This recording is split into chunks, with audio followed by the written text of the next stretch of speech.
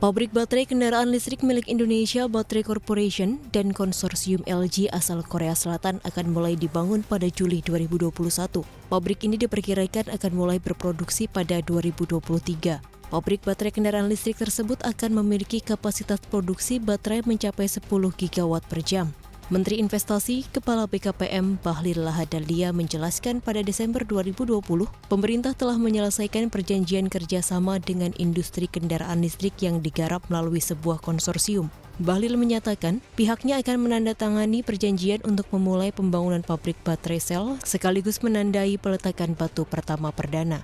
Investasi secara keseluruhan untuk membangun industri mobil listrik ini menelan dana sebesar 9,8 miliar dolar AS atau sekitar 142 triliun rupiah.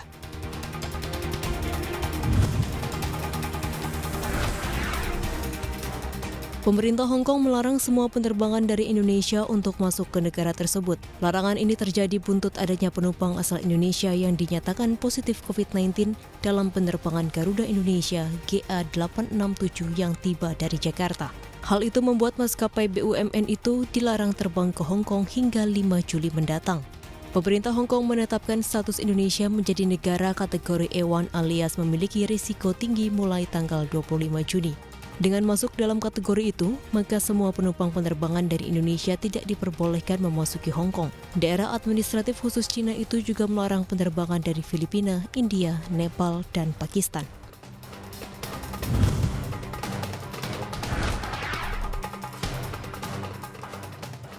Pemerintah Provinsi DKI Jakarta berencana mengerek tarif parkir untuk kendaraan bermotor di ibu kota. Nantinya ada beberapa skema yang diterapkan untuk kenaikan tarif parkir ini. Misalnya tarif parkir tertinggi untuk koridor kawasan pengendali parkir di lahan milik Pemda. Tarif parkir untuk mobil dan motor akan dibagi sesuai dengan golongan. Tarif paling atas untuk mobil akan dipatok Rp60.000 per jam, sementara sepeda motor Rp18.000 per jam. Kenaikan tarif ini masih digodok dan kini terus dikaji. Selain itu, kenaikan tarif terjadi di lokasi-lokasi yang merupakan koridor utama angkutan umum massal.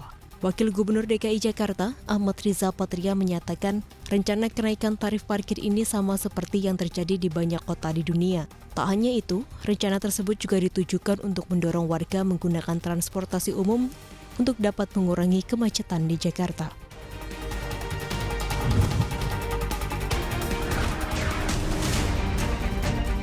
Amerika Serikat di bawah komando Joe Biden melarang impor bahan panel surya utama dari Hoshine Silicon Industry Co. yang berbasis di Cina. Keputusan itu diambil karena adanya dugaan kerja paksa. Hoshine dan beberapa perusahaan diduga terlibat dengan kerja paksa orang Uighur dan kelompok minoritas Muslim lainnya di Xinjiang.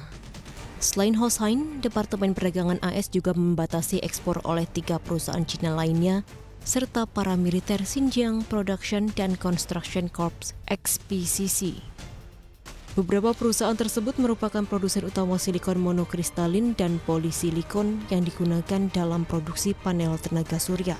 Wilayah Xinjiang menyumbang sekitar 45% dari pasokan polisilikon untuk panel surya dunia. AS terus menyelidiki tuduhan kerja paksa oleh perusahaan Cina yang memasok polisilikon.